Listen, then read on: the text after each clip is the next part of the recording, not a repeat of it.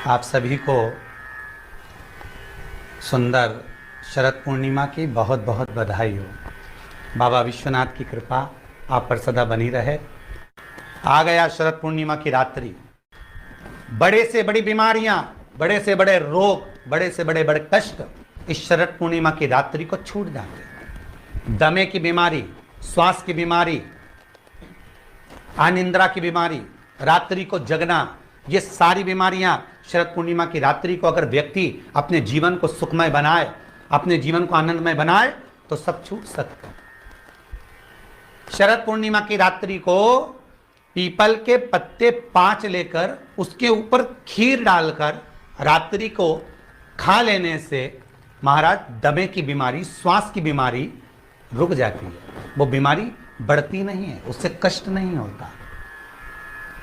जिन बच्चों के नेत्र कमजोर होते हैं, रोशनी कमजोर होती है, शरद पूर्णिमा के दिन रात्रि को 12 बजे भगवान चंद्रदेव का दर्शन कराइए। 5 से 7 मिनट तक नयन मिलाएं चंद्रदेव के साथ और बाद में एक पीपल के पत्ते पर खीर जो चंद्र के नीचे रखी हुई है उसी खीर को चटा दीजिए। फिर चंद्र का दर्शन कराओ, फिर खीर को चटा दीजिए। महाराज नयन की ज्योति बढ़ती है, नींद नहीं आती तो निंद्रा देवी प्रवेश करती है, निंद्रा अच्छी आती है, आनंदित होता है।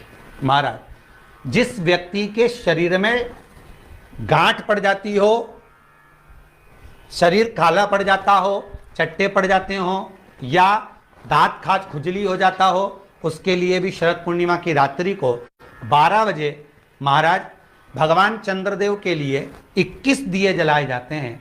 उस 21 दिए की कालोच एक थाली में इकट्ठी करी जाती है। कालोच को इकट्ठी कर कर शरीर में गाय के घी के साथ में जहां जहां जगह पर चट्टे हैं, गांठ है, वहां लगाया जाता है। उसको 5 या 7 दिन लगाइए। उसके बाद में रोज प्रतिदिन लगाने के आधे घंटे बाद स्नान कर लीजिए, आराम लगना प्रारंभ हो जाता है। हमारा आज शरद पूर्णिमा की रात्रि से लेकर कार्तिक पूर्णिमा की रात्रि के बीच में जो दामोदर भगवान का, कृष्ण का, शिव का मंगल आनंद करेगा, अभिषेक करेगा, पूजन करेगा, स्मरण करेगा, उसके सारे दुख दरिद्र दूर हो जाएंगे।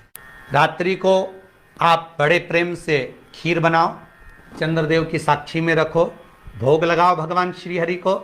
बन सके अगर लक्ष्मी की कमी है, लक्ष्मी नहीं आ रही है, व्यापार नहीं चल रहा है, तकलीफ बहुत ज़्यादा है, घर में कष्ट है, कर्जा ज़्यादा है, तो एक तांबे के कलश के ऊपर, तांबे के कलश में पानी भरना, कटोरी रखना, उस पर लक्ष्मी जी की मूर्ति रखना। लक्ष्मी जी की मूर्ति नहीं हो तो चांदी का सिक्का रखना। उसके सम्मुख में आप 31 दीपक घी के लंबी बाती के जला देना। महाराज एक एक कमल गट्टा उस 31 दिए के अंदर डाल देना और लक्ष्मी जी का पूजन करना, लक्ष्मी जी का स्मरण करना, खीर का भोग लगाना, पान के पत्ते पर खीर रखना, 5 पत्ते पर खीर का भोग लगाना और माता लक्ष्मी से विनती करना। सुबेरे 4 बजे तक वो रखे रहने देना, सुबह 4 बजे वो उठाना, लक्ष्मी को वापिस तिजोरी में या सिक्का हो तो उसको अलमारी में रख देना। जो खीर बनी है वो प्रसाद के रूप में सुबह 8 बजे, 10 बजे, 9 बजे जब खाना हो प्रेम से खाना। माता जो दिए लगाए हैं वो ठंडे हो गए होंगे, उनको रखे रहने देना, बाद में काम आते रहेंगे, या दिए विसर्जन करना हो तो आपकी मर्जी है। पर वो मट्टी के दिए लगेंगे, आटे के दिए नहीं लगेंगे, मट्टी के दीप लगाना है आपको। 31 घी के दिए लगाना है। लक्ष्मी जी का पूजन करो, कंकु, चावल, हल्दी, मोली से, सब तरह से। शरद पूर्णिमा की रात्रि को सुख मिलेगा, आनंद मिलेगा, लक्ष्मी की वृद्धि होगी, कार्य सिद्धि होगी। दूसरा क्रम, अगर कार्तिक पूर्णिमा हो, शरद पूर्णिमा हो, ये दोनों पूर्णिमा पर शरद पूर्णिमा के दिन आप शाम को प्रदोष काल के समय 4:30 बजे से 6 बजे के बीच में 1 लोटा पानी, उसमें 5 बेलपत्र रखकर, एक कमलगट्टा डालकर भगवान चंद्रेश्वर महादेव के नाम से भगवान शंकर को चढ़ा दीजिए। आपकी जो कामना हो वो कामना कर कर चढ़ाएं, विनती करें चंद्रेश्वर महादेव को और निवेदन करें कि हमारा ये कार्य सफल हो। केवल शरद पूर्णिमा के दिन चढ़ाइए, कार्तिक पूर्णिमा तक क्या फल मिलता है हमको जरूर बताइए। भी शरद पूर्णिमा की रात्रि को और कार्तिक पूर्णिमा की रात्रि को गर्भवती नारी अपनी नाभि पर यदि चंद्र की दृष्टि पड़वा लेती है तो बच्चा विकलांग पैदा नहीं होता है। गर्भ से जो बालक होगा श्रेष्ठ होगा, विद्वान होगा, चतुर होगा, पढ़ने में होशियार होगा, क्योंकि ये चंद्र की किरणें जब समुद्र में उछाल ला सकती हैं तो आपके जीवन में भी तरक्की ला सकती है, उछाल ला सकती है। शरद पूर्णिमा से कार्तिक पूर्णिमा के बीच में प्रयास करना, दुकान नहीं चल रही हो, व्यापार नहीं हो रहा हो, तकलीफें बहुत ज्यादा हो, घर में क्लेश जाता हो, अशांति ज्यादा हो, पैसे नहीं आ रहे हो, 1 रुपया कमा रहे 1.25 रुपये खर्च हो रहा है, बहुत टेंशन है, तो शरद पूर्णिमा से कार्तिक पूर्णिमा तक एक हल्दी और कुंकू ये थोड़ा सा मंदिर में लेकर जाइए। हल्दी और कुंकू जरा जरा सा ले जाओ, अशोक सुंदरी वाली जगह पर पहले शंकर जी पे जल चढ़ा दो, अशोक सुंदरी वाली जगह पे जल चढ़ा दो, और वह हल्दी और कुंकू की एक एक बिंदी अशोक सुंदरी वाली जगह पर अपनी कामना कर कर लगा कर आओ। उसी में से वो हाथ जो तुम्हारा गीला है कंकु हल्दी का, वही हाथ लाओ, घर में प्रवेश करते समय अपनी देहली पर थोड़ा सा लगा दीजिए। शरद पूर्णिमा से कार्तिक पूर्णिमा तक कर कर देखो, उसके बाद में फिर बताना कि मेरा देव अधिदेव महादेव ने तुम्हारी झोली भरी कि ना भरी। कानी दिखे कहीं किसी को पास कानी दिखे, रहते हैं उसके लिए भी शरद पूर्णिमा के दिन तुलसी की जो डंडी होती है, बेलपत्र की जो ये डंडी है, ऐसे ही तुलसी का जो पत्ता होता है, उस पत्ते की जो डंडी होती है, उस डंडी को चंद्रमा को देखा जाता है, उस डंडी की जो कोर होती है उस कोर को दृष्टि से मिलाया जाता है। शरद पूर्णिमा की रात्रि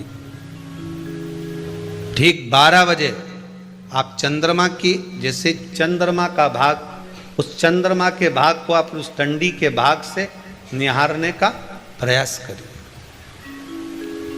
महाराज घर में आइए, घी का दिया लगाइए, उस घी के दीप को लगाने के बाद पूर्णिमा के दिन उस पर एक प्लेट थोड़ी तिरछी कर कर रख दो, जिससे उसकी कालोच काई की, उस दीप की, घी के दीप की कालोच उस प्लेट पर आ जाए। थोड़ी सी कालोच ले लीजिए, 5-10 मिनट में आ जाएगी। उसको गाय के घी में मिलाकर आंखों में सुरमा लगाकर रात्रि को सो जाइए। 3 दिन बाद आप महसूस करेंगे कि नेत्र की ज्योति बढ़ना प्रारंभ हो रही है। पूर्णिमा का जो चंद्र है वो विशाल का है, और उस चंद्र की पूर्णता में हमारी अभिलाषाएं भी पूर्ण हो। अब पूर्णिमा के व्रत में आपने कई बार किताब पढ़ी होगी पूर्णिमा की, या आपने व्रत किया होगा, या पूर्णिमा का व्रत आप धारण करे होगे, तो उसमें पूजन कौन से भगवान की होती? पूर्णिमा के व्रत में केले के खंभ लगाकर पूर्णिमा का जो अध्यापन होता है, पूर्णिमा की जो पूजन होती है, उस पूजन में शंकर और पार्वती की पूजन की जाती है। शंकर और पार्वती का पूजन क्यों करा जाता है पूर्णिमा के व्रत में? क्योंकि शिव और माता पार्वती ही केवल एक ऐसे हैं जिन्होंने अपूर्ण लक्ष्मी को भी पूर्ण बना दिया था। किसको पूर्ण बनाया है? लक्ष्मी।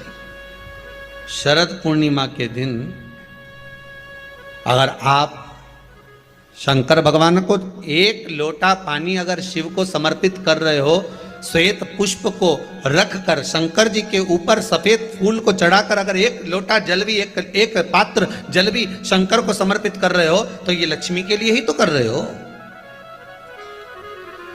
और कौन सी लक्ष्मी? पूर्ण लक्ष्मी। पूर्ण लक्ष्मी।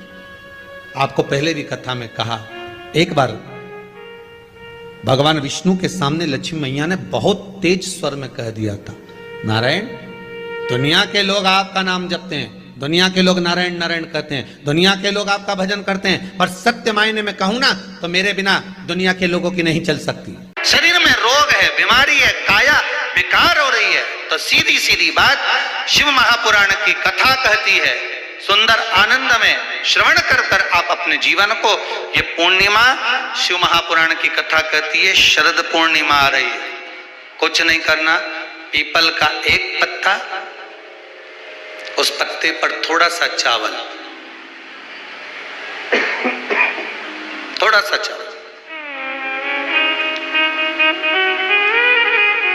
पूर्णिमा की रात्रि को अपने हाथ में लेकर, अपने नयनों से लगाकर, शरीर पर से स्वयं उतार कर उसको दरवाजे के पास रख दीजिए। पूर्णिमा की रात्रि को पूर्ण होने पर उस चावल को दूसरे दिन सूंघ कर बहते हुए पानी में डाल दीजिए। महाराज कितने भी रोग से ग्रसित हो गए, पीपल का एक पत्ता 52,000 ब्राह्मण की साक्षी कराता है। महाराज बहुत ध्यान देना, पीपल के वृक्ष में स्वयं नारायण का, मेरे कृष्ण का वास है। स्वयं भगवान गीता के अंतर्गत कहते हैं कि मैं पीपल का वृक्ष हूं।